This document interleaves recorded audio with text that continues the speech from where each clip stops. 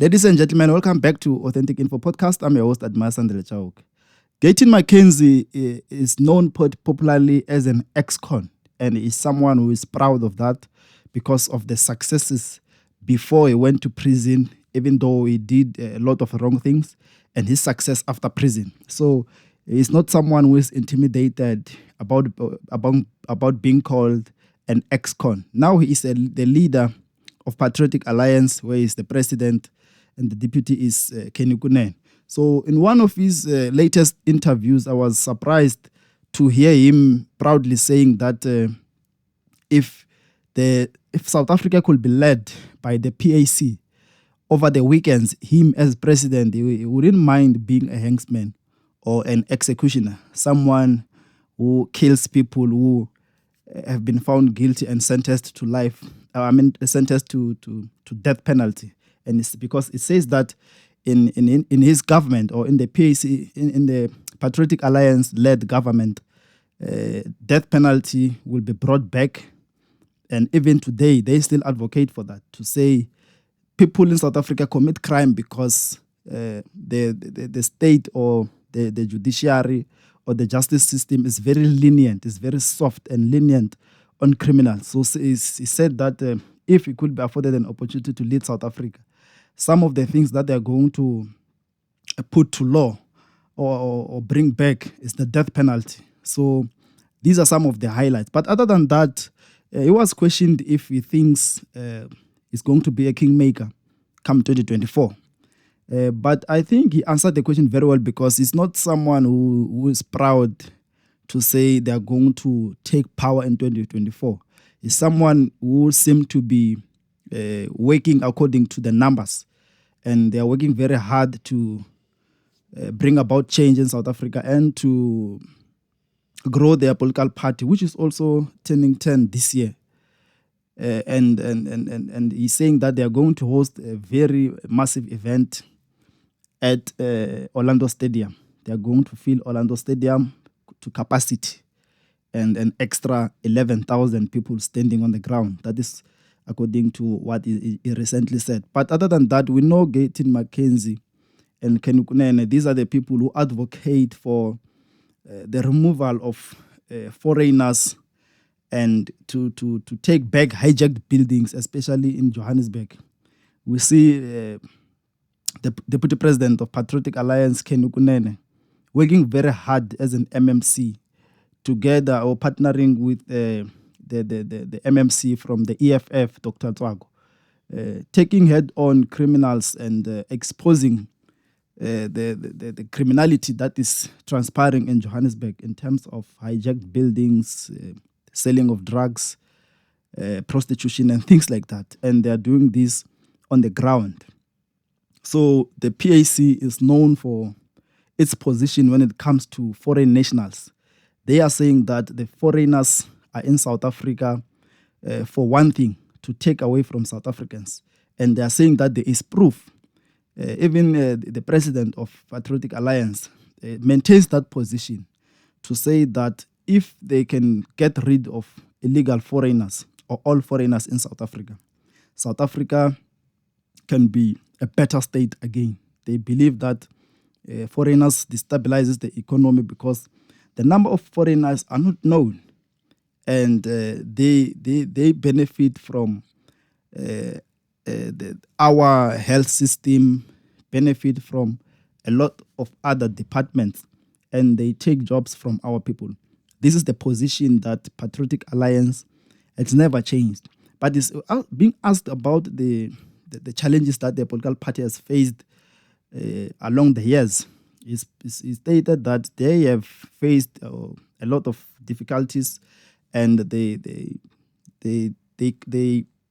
changed strategies along the way to try and make sure that the party grows the way they want it to be.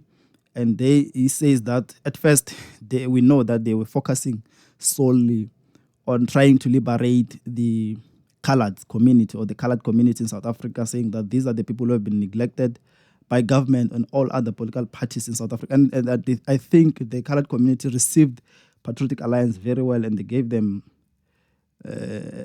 power through votes. But the numbers were not on their side. So they decided to include everyone else and try to fight for the benefits of all South Africans in South Africa, but maintaining their position when it comes to foreigners, saying that if South Africa can get rid of foreigners, then South Africa will be a great country again. But there are other things that the president of Patriotic Alliance spoke about. For example, coalition, working with the DA, working with ANC, working with EFF, whether it's readily available for that. But he also has his demands, because he states that he believes that in 2024, they're going to get not less than 10% of votes. And he says that he is going to be a kingmaker in 2024, meaning that other political parties, for them to lead South Africa, they will need his votes. And for them to lead some provinces, they will need his support, his votes. So he comes with his own demands. And is saying that regardless of political differences, he can see that the EFF is growing, and he can see that the DA, according to him, the DA is going to get at least not more than 15% of votes, if I'm not mistaken. And the ANC is also going to drop. This is according to his calculations and predictions, saying that they will be standing there at above 10, between 11 and 12. And the EFF will get at least 25, things like that, saying that there's no political party that is going to win outright. So they need each other. They need to come to the table and work together so that they can lead South Africa. But he also states that there are some political parties that have sold out. For example, the DA, saying that it is high time that people see the DA for what it is, but says that he is still willing to sit down with the DA and speak about different issues, and so that they can come up with a way to jointly work together. He also states that their target is also Western Cape, because he states that the DA is not doing good in the Western Cape, and the people in the Western Cape are tired of the DA. And he says that he is open to work with other opposition parties to oust the DA in the Western Cape. And he says it's possible because there are a lot of communities who feel neglected under the DA-led government in the Western Cape, and there is room and hope for change in the Western Cape. So these are some of the things that Gayton has covered. But we know him for his controversial speeches. We know him for taking on Julius Malema. We know him for exposing anyone. So like any other politician, he does concede, he does agree that there's no way that you can maintain one position and not learn and change. If there's no need to remain there, you have to move, you have to change, you have to learn, you have to move. And he says that is someone who is not a betrayer. That is what he says, that if he promises to deliver something, he is really going to deliver that. And I think this is a political party that a lot of people are not watching out. This is a political party that even these bigger parties are not considering. And looking at the way they govern, and looking at the way they are seen to be doing things, I think in the top 5, we might see them in 2024. Why do I say this? Where the Patriotic Alliance govern or co-govern, they are seen to be doing something. For example, let us look at Johannesburg. In Johannesburg, they have Kunene. If Kunene is given a day to act as an executive mayor of Johannesburg, there's something that is going to deliver.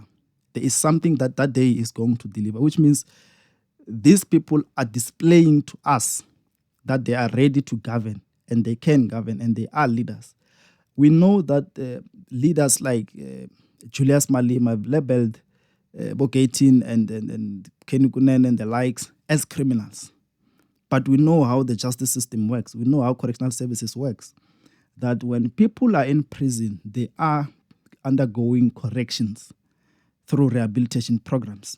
And when they come out and become leaders in their respective communities. That is something that even the government should be proud of.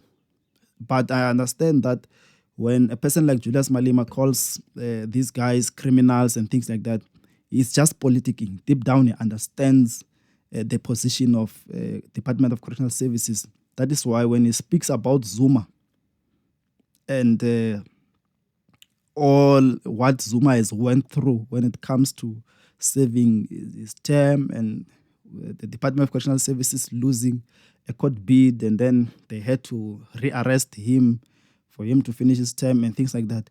We saw Julius Malema coming in to educate us about the Department of Correctional Services and how it works. So which means he understands that people who are serving, they are not being punished, but being changed into greater contributors from their society or to the society where they come from. So when they are reintegrated back into the society, it is expected from them to be great leaders. It is expected from them to be great contributors. That is why we see people like Gayton, Mckenzie, having worked hard after prison to be where he is. He's a great businessman. You can't take that away from him. He has proven. And he is running great businesses. He's an employer, and he's very proud that he employs thousands and thousands of people.